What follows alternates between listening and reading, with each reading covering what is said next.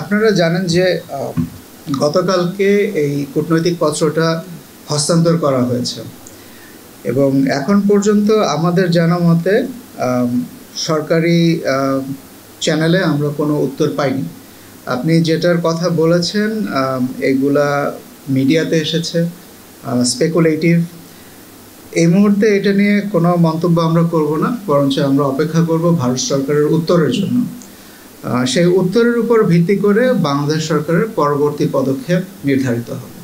সরাসরি এটার উত্তর দেওয়া কঠিন হবে, কারণ আপনারা যদি এক্সট্রাডিশন ট্রিটিটা দেখেন, আমি যতটুকু মনে করতে পারি এখানে কোনো টাইম লিমিট মেনশন করা নাই। সুতরাং এটার উত্তর পাওয়ার জন্য ভারত সরকারের পক্ষ থেকে উত্তর আসার জন্য আমাদেরকে অপেক্ষা করতে হবে।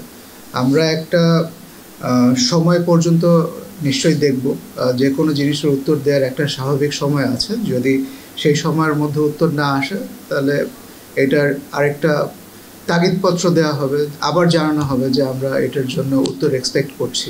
কিন্তু এখন যে পর্যায়ে গতকালকে মাত্র দেওয়া হয়েছে, এর পরবর্তী পদক্ষেপ কী হবে এটা এখনই বলা মুশকিল হবে। এই অনুরোধপত্র পুরো প্রক্রিয়ার একটা অংশ। হ্যাঁ, নন ভার্বাল পুরো প্রক্রিয়ার অংশ, কারণ চুক্তি মতে এটা ডিপ্লোম্যাটিক চ্যানেলে রিকোয়েস্টটা করতে হবে। সেই অংশটাই হলো এটা, আমরা ডিপ্লোম্যাটিক চ্যানেলে রিকোয়েস্ট করেছি। নাফিজা আপা যেটা বলেছিলেন যে স্বাভাবিক সময় কি, এটা স্ট্রেইট আপ কোনো উত্তর নেই, এটা নির্ভর করে বিষয়ের উপরে। আপনি যদি কোনো একটা চুক্তি নেগোশিয়েট করেন, সেই চুক্তির জন্য বিভিন্ন উত্তর প্রতি উত্তর বিভিন্ন পর্যায়ে হতে থাকে। এটা বছর পার হয়ে যায়, অনেক বছর পার হয়ে যায়।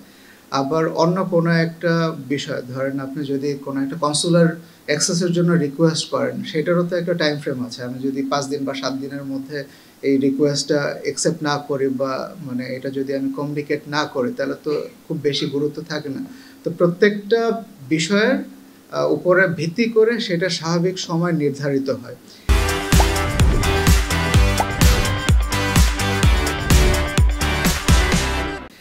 আপনারা নিশ্চয়ই অনুধাবন করছেন যে আমরা যে বিষয়টা নিয়ে কথা বলছি সেটা অত্যন্ত সংবেদনশীল একটা বিষয়।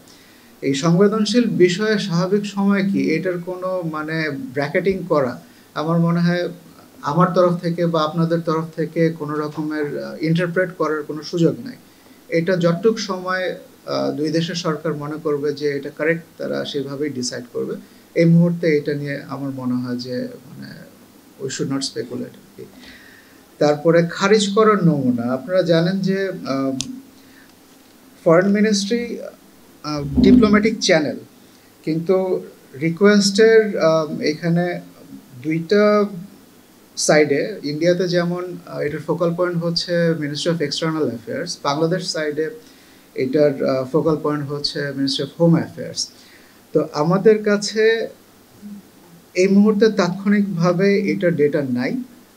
আমরা যেটা করতে পারি, আমরা হয়তো হোম মিনিস্ট্রির সাথে চেক করে দেখতে পারি যে এরকমের কোনো রেফারেন্স আছে কি না, সেটা পরে আমরা জানাতে পারবো।